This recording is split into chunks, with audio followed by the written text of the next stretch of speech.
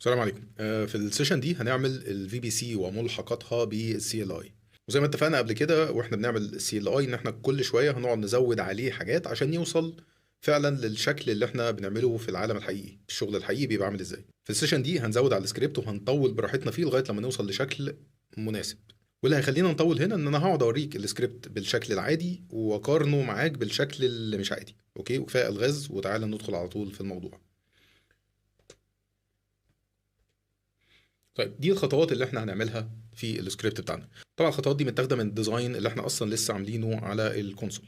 لما باجي اكتب سكريبت جديد بحط في الفايل بتاع السكريبت نفسه كل الخطوات اللي انا هعملها، بكتبها في شكل كومنتس.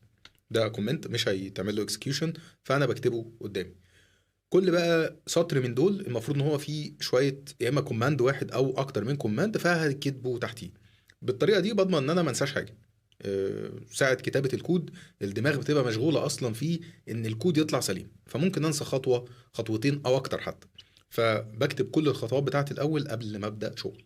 طيب أول خطوة عندي إن أنا هكرييت الفي بي سي ذات نفسها فاضية. نقطة البداية زي ما اتعلمنا هي دايما في ال AWS CLI reference. فأنا المفروض دلوقتي أفتح الريفرنس وأقعد أشتغل منه زي ما عملنا قبل كده، أو ممكن أدخل على جوجل وسيرش على الكوماند اللي أنا عايز أعمله. لو انا مش عارف اسم الكوماند ذات نفسه فانا ممكن اكتب بس اللي انا عايز اعمله، زي ما انا كاتب كده AWS CLI create VPC. انا عايز اعمل create الفي بي سي. فالمفروض انا لو عملت سيرش بالطريقه دي فهيطلع لي كميه ريزلتس. انا هدور على ال AWS CLI. بص على اللينك ذات نفسه AWS CLI وهتلاقي هنا الاسم بتاع اللينك ان هو ايه create VPC، فغالبا هو ده اللي انا عايزه. بفكرك بس احنا عملنا الكلام ده قبل كده، بفكرك ندور على الكوماند ازاي والتفاصيل بتاعته. وانا متعمد اكررها لك تاني مع ان احنا قلنا خلاص المفروض انت تعمل الكلام ده، عشان افكرك لما تحب تكتب سكريبت ل AWS دي البدايه بتاعتك. البدايه بتاعتك مش ان انت تروح مكان تاني. البدايه بتاعتك مش انت تروح ستاك اوفر فلو او تدور على حاجه اوريدي جاهزه حد عاملها. لا، البدايه بتاعتك هنا. انت هتعمل اللي يناسبك. انت هتشوف ده الكوماند تمام، ودي الارجيومنتس او البارامترز اللي ممكن ياخدها الكوماند ده، وانا هشوف انا ايه منها اللي انا محتاجه. حتى الامثله اللي محطوطه هنا في الريفرنس ده مش دايما هي دي اللي احنا محتاجينها، بنبقى عايزين حاجات تانية. فدي البدايه. والحاجه التانية كمان اللي بستفيد بيها من الريفرنس ده الاوتبوت. الاوتبوت ده مهم بالنسبه لي لان انا باخد عليه قرارات في السكريبت، فانا يهمني اعرف شكل الاوتبوت ده ايه عشان انا هكتب سكريبت يتعامل مع الاوتبوت ده. طيب فنرجع للسكريبت تاني، وانا هحاول اوفر عليك شويه وقت على قد ما اقدر. وده الكوماند الكامل اللي انا محتاجه. اوكي، دي الكوماند ذات نفسه هو الاولاني، ودي الارجيومنتس بقى اللي انا محتاجها. الارجيومنتس عندي هنا السايدر بلوك والريجن اللي انا هتعامل معاه، وده الريجن اللي هو اللي احنا شغالين عليه من اول الكورس. وكمان التاج محتاج اعمل نيم للفي بي سي. وزي ما انت عارف وزي ما احنا قلنا ان النيم بتاع الريسورسز هو تاج. مفيش بروبرتي خاصه اسمها نيم للريسورس، لا هي بتبقى تاج. اوكي، الحاجه التانية انا عايز الاوتبوت تبقى التايب بتاعها جيسون. طيب ده كده الكوماند فقط. لو عملنا الكوماند ده زي ما هو كده ران هيكريت الفي بي سي اللي احنا عايزينها وكل حاجه، لكن احنا اتعلمنا من الدروس اللي فاتت ان احنا الكوماند ده انا عايز اطلع منه الاي دي بتاع الريسورس عشان انا لسه هحتاجه بعدين. بس كده كده انا محتاج استقبل الريزولتس اللي جايه دي واعمل لها فحص بشكل ما عشان اتاكد ان انا حتى الكوماند بتاعي ران بشكل سليم. لما انا بكتب سكريبت مش دايما السكريبت ده هكون شايفه. المفروض السكريبت ان هو يرن يرن يرن ويشتغل لوحده في حته تانية ويجي لي حاجه ملخص كده ان هو كله تمام. لو مش كله تمام ابدا ادخل اشوف ايه المشكله اللي حصلت. طيب اللي احنا هنعمله ان احنا هنعمل فاريبل وهنقفل على الكوماند بالفورم ده. افكرك بيه تاني، الفورم اللي هو كان كده، ونحط هنا الكوماند اللي احنا عايزينه، وده الفاريبل يساوي الشكل ده. الفورم ده اللي احنا بنكسكيوت فيه كوماند وناخد الريزلتس بتاعته نحطها في فاريبل. فين الكلام ده؟ في الباش سكريبت. اوكي. طيب كده انا بقى عندي الفاريبل ده فيه كل اللي راجع، فانا ممكن اعمل له ايكو عشان يطبع قدامي على الكونسول اللي انا برن عليه واشوف المعلومات بنفسي. طيب لغايه كده انا اعتبر ما عملتش حاجه مفيده بالفاريبل ده. اوكي. المره اللي فاتت او في اخر سي ال اي عملناه احنا كنا مزودين هنا حته كده للجريب. كنت باكستراكت فاليو معينه هي دي اللي باخدها اشتغل عليها. انا هنا مش هاكستراكت الفاليو دي دلوقتي. انا عايز اشوف الريزولتس كامله الاول، وبعدين اكستراكت منها الفي بي سي اي دي اللي انا عايزه. دي خطوه ما عملناهاش قبل كده، بس ساعات بنحتاجها، لان انا ساعات اصلا بحتاج من الريزولتس دي حاجات كتير، مش الاي دي بس، ممكن يكون محتاج حاجات داتا تانية كتير هاخدها هحتفظ بيها، فهات لي الريزولتس كلها وبعدين انا هقعد اكستراكت منها واحده واحده اللي انا عايزه. احنا هنا مش هنكستراكت اكتر من حاجه، لكن الطريقه نعودك على الطريقه وبعدين نشوف لو احتاجناها مستقبلا. طبعا الستيتمنت او الكوماند بتاع الجريب احنا بنعمله مره ونتاكد ان هو سليم وتمام، وبعدين بنبدا ناخده كوبي ونستعمله في اي حته احنا عايزينها. الريجولار اكسبريشن من الحاجات اللي هي رخمه شويه، هي تول قويه جدا جدا جدا، بس هي رخمه شويه. المفروض ان احنا نتعلمها وكل حاجه، بس حتى برضو مهما تتعلمها في الاخر هيبقى عندك انت مكان كده حاطط فيه اكواد اللي انت بتستخدمها باستمرار. ده من الكوماندز اللي انا لو انا حتى حافظها واعرف اكتبها بايدي، انا هخاف اكتبها تاني من جديد. انا هاخدها من سكريبت انا كتبته قبل كده وشغال ومضمون، هاخده كوبي واشتغل بيه هنا. انا هنا زي ما انت شايف بنفذ هنا تو كوماندز مش كوماند واحد. الكوماند الاولاني ان انا بعمل ايكو للريزلتس اللي فوق عشان تبقى انبوت للجريب. طب اديها تبقى انبوت للجريب على طول، ساعات بيبقى فيها مشاكل، ما كانش على طول بيبقى فيها مشاكل. الفورم ده كده هو انسب فورم للي احنا عايزين نعمله. طيب انا بدور على بروبرتي جوه الجيسون اسمها في بي سي اي دي، ودي اللي هحطها في الفاريبل ده. الفاريبل ده نعمل له برنت عشان هو ده اللي احنا عايزينه. اوكي طيب تعالى نعمل سيف للسكريبت ده ونرنه على وضعه ده كده ونشوف هيعمل ايه. فكرك تاني برضو السكريبتس كلها احنا حاطينها في الدايركتوري بتاعنا اللي احنا شغالين منه واللي هو شيرد مع الاوبونتو. اوكي ايرور من اولها احنا كده يعني ما لحقناش. الاوتبوت ناقصه ايه؟ يعني المفروض ان كان مكتوب هنا جيسون بس شكلي مسحتها بالغلط، سوري.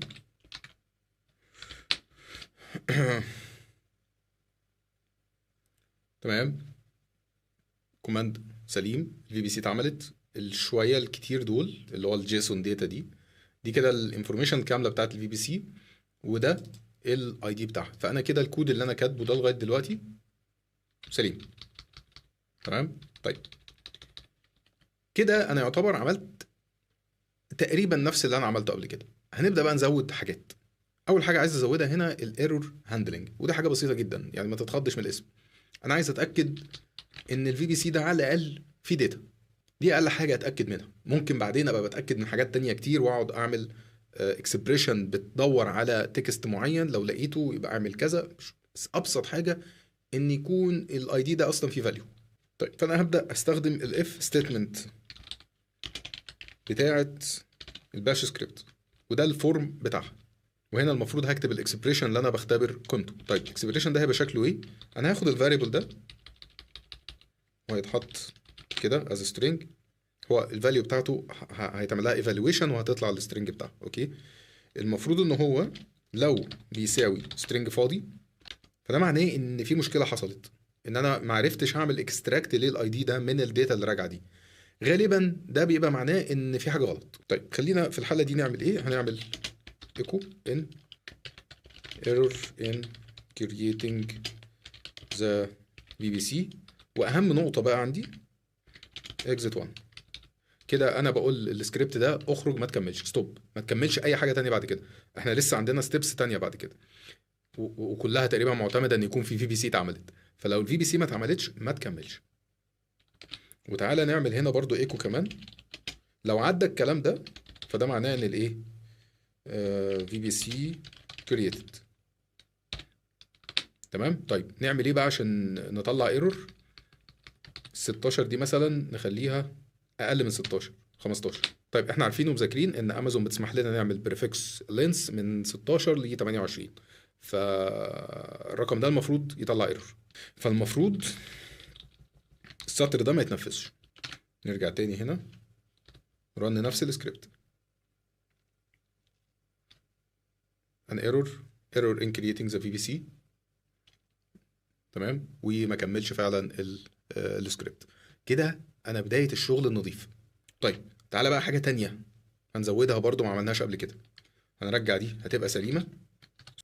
وخلينا اول نروح هنا نعمل ريفرش كده الكونسول، نشوف الفي بي سي بتاعتنا اللي اتعملت.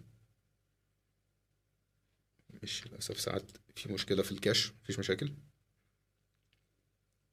عشان لو قابلتك يعني بدوس شيفت واعمل ريفرش. ماشي هي طلعت اهي. دي الفي بي سي بتاعتنا، اوكي مفيش غيرها طبعا، دي الديفولت سيبك منها ولا كانك شايف. تعالى نرجع للكوماند بتاعنا بعد ما صلحناه ونرنه تاني. الكوماند اشتغل وعمل في بي سي وجاب لي الاي دي بتاعها. لو رحت هنا عملت ريفرش هتلاقي 2 في بي سي. ده معناه ان الكوماند ده كل لما هيرن هيعمل في بي سي سواء موجوده او مش موجوده، ودي مشكله كبيره لان انا مش عايز كده. البيهافير ده مش تمام. اعمل ايه بقى عشان اتجنب هذا البيهافير؟ اضيف خطوه قبل ما كريت اي ريسورس ان انا ادور عليه الاول. ده المايند سيت بتاعي لازم يبقى كده. فانا هاجي هنا قبل ما هعمل كرييت للفي بي سي لازم اعمل هنا خطوه ان انا ادور عليه. طب ادور عليها ازاي؟ في مجموعه من الكوماندز مع اي دبليو اس اللي هي بتدور على ريسورسز. اغلب الكوماندز دي جزء من اسمها اسمه ديسكرايب. فغالبا انا عايز حاجه اسمها ديسكرايب في بي سي او في بي سيز، لان هو بيبقى زي ايه سيرش. الكوماندز بتاعت الديسكرايب دي غالبا بترجع اري، مش معموله عشان ترجع حاجه واحده.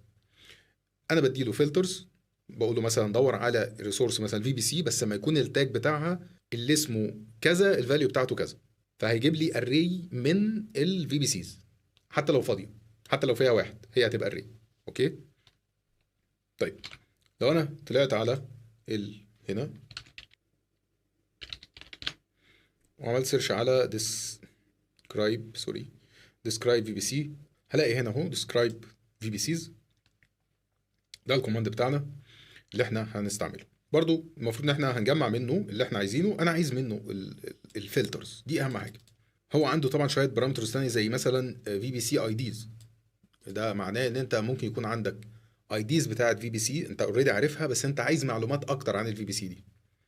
بس انا في الحاله بتاعتي لا، انا ما عنديش الاي دي، انا كل اللي معايا التاج نيم، والتاج اللي اسمه نيم ده هو ده اللي انا هدور بيه. طب ادور بيه فين؟ هل في حاجه هنا بتدور في التاجز؟ مفيش حاجه هنا صريحه اسمها تاج، لكن في حاجه اسمها فلترز. فلترز دي في التفاصيل بتاعتها هتلاقي حاجات كتير جدا جدا جدا من ضمنها تاج. اوكي انا عامل كونستراكت للي احنا محتاجينه، هعرضه عليك على طول دلوقتي عشان نوفر وقت. ده وحطيته كمان في الفورم بتاعتنا اللي هو عشان ناخد الداتا اللي راجع منه. ده هو ديسكرايب في بي سيز الريجون بتاعنا طبعا. والفلترز زي ما انت شايف انا مديله نيم تاج.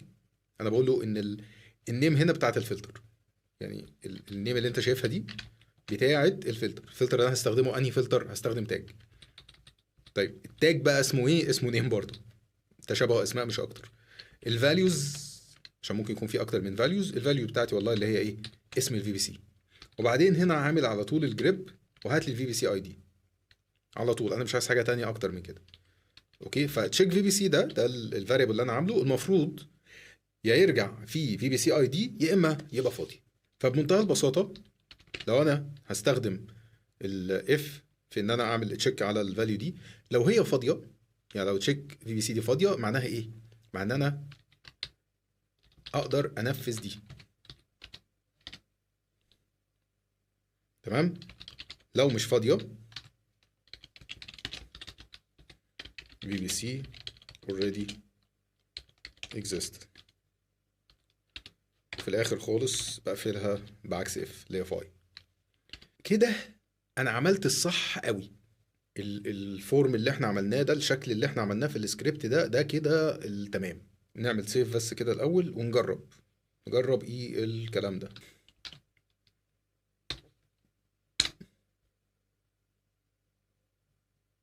في بي سي already exist.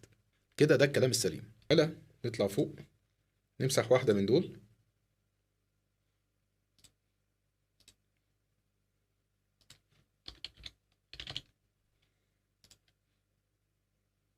عشان تفضل واحدة بس احنا محتاجين نكمل عليها.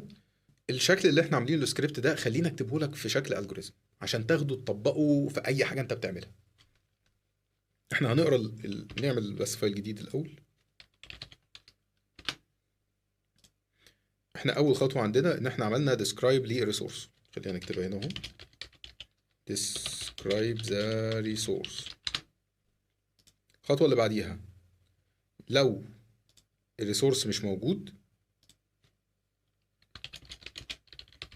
if resource not exist نعمل ايه؟ try create the resource. sorry.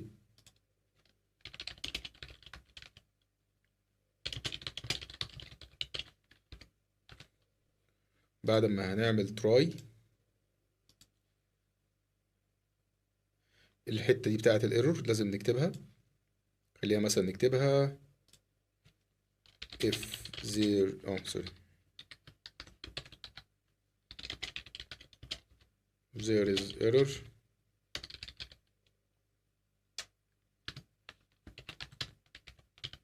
stop the script.